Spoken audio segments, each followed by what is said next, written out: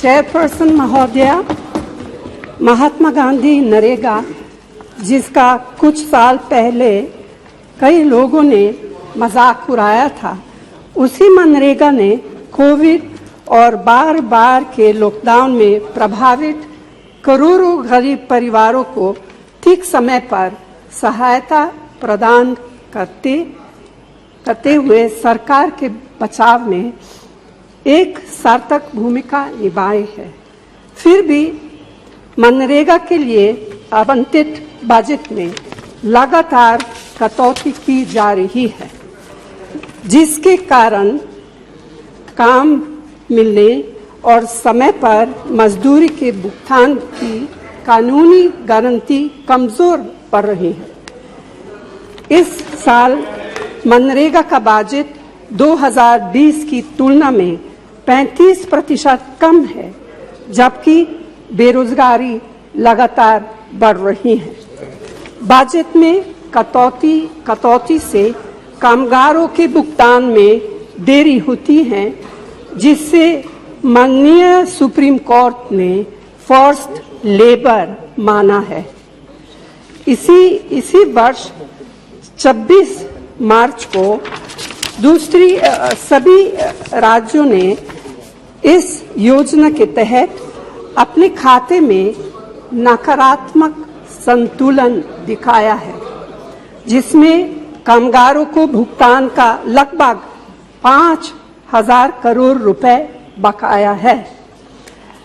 Chairperson महोदया, अभी हाल में सभी राज्यों से कहा गया है कि उनके सालाना श्रम बजट को तब तक मंजूरी नहीं दी जाएगी जब तक कि वे लोकपालों की नियुक्ति और सोशल ऑडिट से संबंधित शर्तों को पूरा नहीं करेंगे। सोशल ऑडिट को निश्चित रूप से प्रभावी बनाया जाना चाहिए, लेकिन इसे लागू करने में कमियों को आधार बनाकर इस योजना के लिए पैसे का आवंटन रोककर कामगारों को दंडित नहीं किया जा सकता है। यह अनुचित है और अमानवीय है। सरकार को इसमें बाधा डालने के बजाय इसका समाधान निकालना चाहिए। चेयरपर्सन महोदया, ग्राम सभा द्वारा सोशल ऑडिट पर कोई समझौता नहीं किया जा सकता है। इसीलिए मैं आपके माध्यम से केंद्र सरकार से आग्रह करती हूं कि पहला, मनरेगा के लिए उचित बजट का आवंटन किया जाए। दूसरा, काम के 15 दिनों के भीतर कामगारों को मजदूरी का भुगतान सुनिश्चित हो। तीसरा, मजदूरी भुगतान में देरी की स्थिति में कानूनी तौर पर मुआवजे का भुगतान भी सुनिश्चित हो और इसके साथ ही राज्यों की वार्षिक कार्य योजनाओं को बिना किसी देरी के तुरंत निर्धारित किया जाए। कांग्रेस पार्टी 454 सीटों पर चुनाव लड़ी। कांग्रेस पार्टी 575 सीटों पर चुनाव लड़ी। 475 सीटों पर जमानत जब्त। अब डरना किसको है भाई? डरना किसको है? देश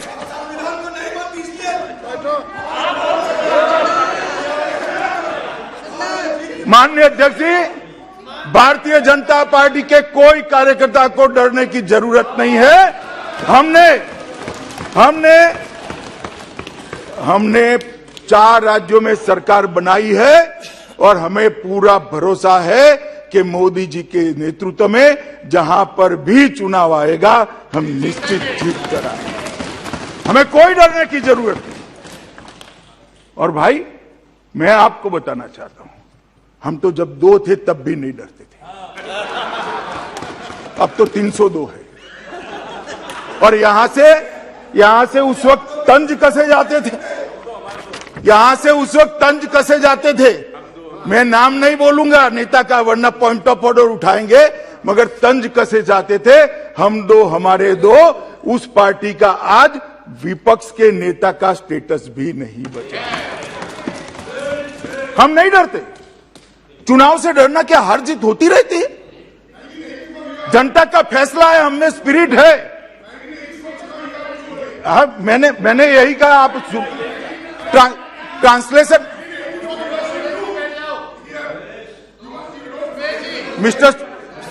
मिस्टर सुरेश, मैंने ये ट्रांसलेशन मोड पर रखिए। आप ट्रांसलेशन मोड पर रखिए। मैंने यही कहा है कि हम दो थे तब भी नहीं डरते थे, आज 302 है, क्यों डरे। ना अहंकार की बात है, ना गमी का विषय है। जनता का फैसला लोकतंत्र में सबको स्वीकारना चाहिए और ये स्पिरिट भी। मेरी कोशिश रहेगी उन सीमाओं का पालन करते हुए अपनी भावनाओं को अभिव्यक्त करूं। वैसे हमारे यहाँ विदाई समारंभ तो है ही है, जा रहे हैं साथी, लेकिन जैसे बंगाली में कहते हैं आमी आशी, या गुजराती में कहते हैं आवजो, कम अगेन। वैसे कहते तो बाय बाय, लेकिन कहते कम अगेन। तो एक प्रकार से हम तो यही चाहेंगे, कम अगेन, ताकि जैसा सभापति जी ने कहा कि इतने अनुभव जिनके साथ जुड़े हुए हैं, 5 टर्म 4 टर्म 3 टर्म, इतने समय से, यानी एक बहुत बड़ी मात्रा में अनुभव का संपुट हमारे इन सभी महानुभावों के पास है। और कभी कभी ज्ञान से ज़्यादा अनुभव की ताकत होती है। एकेडमिक नॉलेज की कभी कभी बहुत सीमाएं होती है, वो सेमिनार में काम आता है, लेकिन अनुभव से जो प्राप्त हुआ होता है उसमें समस्याओं के समाधान के लिए सरल उपाय होते हैं, उसमें नयापन के लिए अनुभव का मिश्रण होने के कारण गलतियां कम से कम होती हैं। और इस अर्थ में अनुभव का अपना एक बहुत बड़ा महत्व होता है। और जब ऐसे अनुभवी साथी सदन से जाते हैं तो बहुत बड़ी कमी सदन को होती है, राष्ट्र को होती है। आने वाली पीढ़ियों के लिए जो निर्णय होने वाले हैं उसमें कुछ कमी रह जाती है। और इसलिए जब अनुभवी लोग जाते हैं उनके लिए यहाँ बहुत कहा जाएगा, लेकिन जब अनुभवी नहीं यहाँ है तब जो है उनकी जिम्मेवारी जरा और बढ़ जाती है। वो जो अनुभव की गाथा यहाँ छोड़ के गए हैं, जो बाकी यहाँ रहने वाले हैं, उनको उसको आगे बढ़ाना होता है। और जब वो आगे बढ़ाते हैं तो सदन की ताकत को कभी कमी महसूस नहीं होती है। और मुझे विश्वास है कि आप जो साथी आज विदाई लेने वाले हैं, उनसे हम जो सभी सीखे हैं, आज हम भी संकल्प करें उसमें से जो भी उत्तम है, जो श्रेष्ठ है, उसको हम आगे बढ़ाने में इस सदन की पवित्र जगह का जरूर हम उपयोग करेंगे, और ताकि देश को समृद्धि में बहुत काम आएगा। एक लंबा समय हम इस 4 दीवारों के बीच में बिताते हैं। हिंदुस्तान के हर कोने की भावनाओं का यहाँ प्रतिबिंब, अभिव्यक्ति, वेदना, उमंग, सब कुछ यहाँ पर एक प्रवाह बहता रहता है। और उस प्रवाह को हम भी अनुभव करते रहते हैं। लेकिन कभी हमको लगता होगा कि मैंने इस सदन में बहुत कुछ कंट्रीब्यूट किया, बहुत सच्चाई है, लेकिन साथ साथ इस सदन ने भी हमारे जीवन में बहुत कुछ कंट्रीब्यूट किया। हम सदन को देकर के जाते हैं, उससे ज्यादा सदन से लेकर के जाते हैं, क्योंकि भारत की विविधताओं से भरी हुई सामाजिक व्यवस्थाओं से, अनेक प्रकार के उतार चढ़ाव वाली व्यवस्थाओं से निकली हुई चीजें, उसको हम प्रतिदिन अनुभव करते हैं सदन में। और इसलिए मैं आज यही कहूँगा कि भले हम इन चार दीवारों से निकल रहे हैं, लेकिन इस अनुभव को राष्ट्र के सर्वोत्तम हित के लिए चारों दिशाओं में ले जाएं, चारों दीवारों में पाया हुआ चारों दिशाओं में ले जाएं, ये हम सबका संकल्प रहे। और हमारी ये भी कोशिश रहे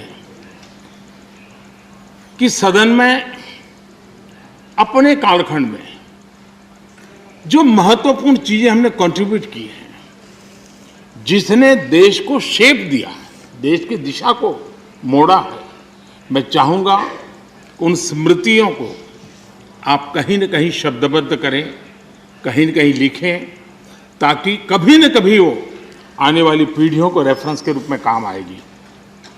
कहीं पर भी हम बैठे हो, यहाँ हो या वहाँ हो, लेकिन हर एक ने अपने तरीके से कुछ न कुछ ऐसा कंट्रीब्यूशन किया होगा जिसने देश को दिशा देने में बहुत बड़ी भूमिका अदा की। इसको अगर हम संग्रहित करेंगे, मैं समझता हूँ कि ऐसा मूल्यवान खजाना हमारे पास काम आएगा जो आने वाले लोगों के लिए काम आ सकता है, यानी एक इंस्टीट्यूशनलाइज व्यवस्था के तहत उसका उपयोग हो सकता है। उसी प्रकार से मैं ये भी चाहूँगा, ये आज़ादी का अमृत महोत्सव है। आज़ादी के 75 साल हुए हैं। हमारे महापुरुषों ने देश के लिए बहुत कुछ दिया। अब देने की जिम्मेवारी हमारी है। हम यहाँ से उस भाव को लेकर के, क्योंकि अब थोड़ा समय ज़्यादा होगा हमारे पास, जब यहाँ से जा रहे हैं तो सभापति जी का बंधन भी नहीं होगा। तो आप बड़े खुले मन से एक बड़े मंच पर जाकर के आज़ादी के अमृत महोत्सव के इस महामूल्य पर्व को माध्यम बना करके आने वाली पीढ़ियों को कैसे प्रेरित कर सकते हैं, उसमें अगर आपका योगदान रहेगा, मैं समझता हूँ देश को बहुत बड़ी ताकत मिलेगी, बहुत बड़ा लाभ मिलेगा। मैं सभी साथियों को, मैं इंडिविजुअली उल्लेख नहीं कर रहा हूँ, सभापति जी ने कहा है कि व्यक्तिगत मिले तो कह देना, तो मैं व्यक्तिगत जरूर कोशिश करूँगा। आप सबको अपनी अच्छी अच्छी बातें बताऊँगा। आपकी जो अच्छी बातें हैं उसको मैं जरूर नोटिस करता हूँ। मैं फिर एक बार आप सबको बहुत बहुत शुभकामनाएं देता हूँ। धन्यवाद। धन्यवाद प्रधानमंत्री जी।